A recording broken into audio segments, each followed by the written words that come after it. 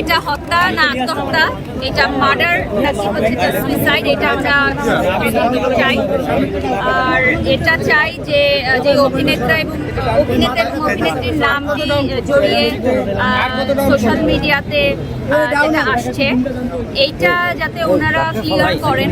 এবং এখন পর্যন্ত ওনারা যে স্টেটমেন্টটা দিয়েছে, এটা আসলে নারী সমাজ বা যারা আমরা সোশ্যাল মিডিয়ার আছি এরা আসলে স্টেটমেন্টটা গ্রহণ করছে না। এটা আমার কথা না, এটা মেয়েদের পক্ষ থেকে আমি বলছি। আমি জাস্ট হচ্ছে বায়া হয়ে আপনাদেরকে বলছি, অনেক আপুরা আছে তারা বলছে। তো সবার একই কথা, সেটাই আমি বলছি। So just we want justice, that's it. আপু ভাবছে যে বাবু হইলে, একটা বাচ্চা হইলে আমরা চিন্তা করি যে বাবা ভালো হয়ে যায়, একটা ছেলে মানুষ ভালো হয়ে যায়। বাট ভাইয়ার তারপরও ভালো হয়নি। আমি তারপরও তাকে ভাইয়া বলতেছি, মানে কি বলবো, আমার বলার ভাষা নাই। সে তারপরেও ভালো হয়নি। আমরা চাই তার সুষ্ঠু বিচার, সে আসুক, সে ক্লিয়ার করুক বিষয়টা। বলো হ্যাঁ, আমরা চাই না, আমরা চাই ওর নানা নানুর কাছে, আমরা সবাই চাই ওরা নানা নানুর কাছে। আমরা চাই না যে ও বড় হয়ে আরেকটা আলবি হোক, আমরা চাই না ও বড় হয়ে আরেকটা আলবি হোক। ও বাবার সাথে থাকলে বাবার মতোই হবে, আমরা এটা চাই না। মৃত্যুটাই আমার হচ্ছে বৃথা। মরে যেত নিজের কাছেও আফসোস লাগবে যে আমি কার জন্য মরতেছি, যার কোনো আফসোসই নেই। অন্তত জানাজাতে সে আসলো না, যেখানে সেখানে তো কিছু বলার নাই, সেখানে আফসোস। জাস্ট মরাটাই আমার বৃথা। ঘটনাটা সবাই জানে, আমরা ভিডিওর মাধ্যমে দেখছি, আলবিও লাইভে আসছে।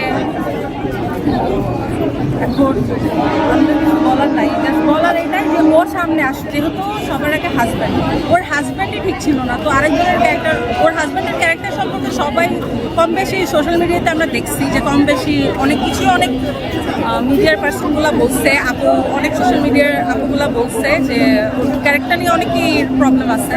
তো ওর হাজব্যান্ডই রিয়েল মেইন প্রবলেম, তো ওর হাজব্যান্ডের ভিতরেই। ওর হাজব্যান্ডই যেহেতু ঠিক ছিল না, সেখানে তো অন্য কাউকে আগে ব্লেম করা যায়। আর আলবি এখন পর্যন্ত দেশেই কেন আসেনি, আমার প্রশ্ন হচ্ছে এটা। সে এখনো কেন আসতেছে না? সে এমন কি করেছে যে জীবন সংকটে আছে? তাতে সব প্রমাণ দেখাই যাচ্ছে। সে এত স্ট্রং মানুষ হয়ে কীভাবে আত্মহত্যা করেছে এটা বুঝতে হবে। সে তো এক জায়গায় যতটুকু দেখলাম নিয়ে একটা জায়গায় ধরা পর্যন্ত খেয়েছিল একবার একটা জায়গায়। ফেরা খাওয়ার পরে সে কিন্তু বুঝাইছে, তাকে কোনো বাজেভাবে কিছু বলে নাই। একটা মেয়ে তাকে বুঝাইছে, সবাইকে বুঝাইছে যে এরকম থেকো না, আমি তো ম্যারিড, আমার একটা লাইফ আছে। সে যদি এরকম টক্সিকই হইতো, সে কিন্তু বুঝাইতো না, অন্য স্টেপে চলে যেত। ওনার এতই ভয় ওনাকে মেরে ফেলবে, উনি আমাদের জন্য আসতে পারতেছে না, তার উনি আইনের আশ্রয় নিয়ে আসতো। তো সমস্যা কোথায়? উনি অপরাধ করছে কিনা উনি আসতে চাচ্ছেন না, আর উনি একটা বাচ্চা আসছে। আর আমরা চাই যে ওনার বাচ্চাকে বাচ্চার নানুজনের কাছে দিয়ে আসছে। আমরা শুধু এটুকুই চাই যে এটা সুস্থভাবে তদন্ত হোক এবং বিচার হোক। কারণ হচ্ছে যে যেটুকু আমরা বুঝেছি, এই কষ্ট মেনে নেওয়ার মতো নয়।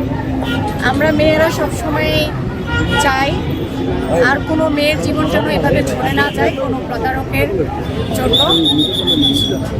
আসলে ওনাকে আসার দরকার ছিল। কেউ যদি কাউকে সত্যিকারই ভালোবাসে, উনি বারবারই ওনার ভিডিওতে, এটা লাইভ ছিল না, এটা একটা রেকর্ডেড ভিডিও ছিল, বারবার কেটে কেটে ভিডিওটা করেছে, আমি দেখেছি পুরোটা।